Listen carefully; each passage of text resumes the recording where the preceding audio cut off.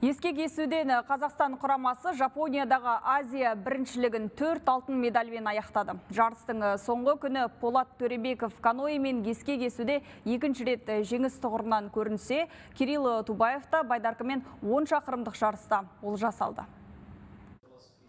Футболдан Қазақстан құрамасына жаңа бапкер келді. Ұлттық құраманың тізгінін 62 жастағы голландиялық Йоханнес Николас Джон Ван Схипке ұстаттық. Өз басым бұл бапкердің есімін бұрын соңды естіген емеспін. Естігендер де болуы мүмкін. Еңбек жолына көз жүгіртсек, 30 жылдан бері бапкерлік қызметте жүрген голландиялық маман 2010 жылы Австралияның Мельбурн командасымен ел кубогын ұтып алған демесеңіз, басқа ауыз толтырып айтарлық жетістіктері жоқ. Айтпақшы, Аякста Ван Бастеннің көмекшісі болған екен.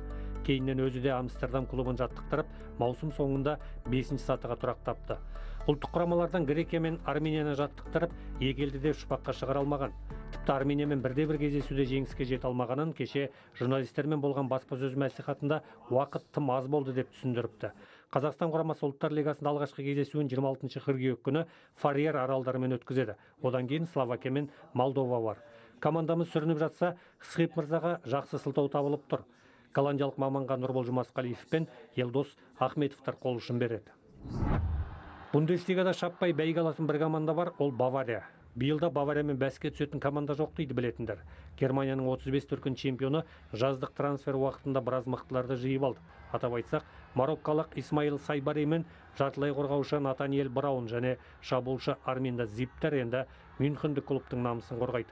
Венсан Компани жаттықтыратын футболшылар қазіргі таңда Гонконгта дайындық жұмыстарын пысықтап жатыр. Және бүгін ағылшындардың Астон Вилласымен жолдастық кездесу өткізеді. 22 тамыз күні Бавария Дортмундтың Боруссиясымен ел суперкубогын сарапқа салады. Ұлттық құрама сапында дүниежүзілік доп-додасына қатысқан Луис Диас пен Мануэль Нойер секілді жігіттердің демалысы аяқталып қатарға қосылды. Ал Дайо Упамекано мен Харри Кейндер келесі аптада келеді. Дәл қазір Трабзонспор фанаттарының қуанышында шек жоқ. Өйткені олардың сүйікті командасының сапына жұлдыз ойыншы Мохамед Салах қосылды. Сәрсенбінің кешінде Трабзон қаласындағы Хусейн Акер атындағы стадионда мысырлық футболшыны салтанатты түрде таныстыру рәсімі өтті. Бұл шараға түркиялық клубтың мыңдаған жанкүйері жиналды. Салахтың жасыл алаңда жасындай жарқылдаған кездері есімізде. Әсіресе Ливерпуль сапында голдан тау тұрғызған шабуылшы қазір шау тартып қалды демесеңіз, Трабзонспорды төрге сүйрейтін әлі де қауқары бар. Рас, Салах Трабзонға тегін келді, бірақ 2 жылда 34 миллион еуро табыс табады. Жергілікті жанкүйерлер енді Египет футболшысын алаңнан көруге асық. Трабзонспор алғашқы ресми кездесуін 15 тамыз күні ұлттық біріншілікте Касым Пашаға қарсы өткізеді. Жандос Айтбайұлы, 24 KZ.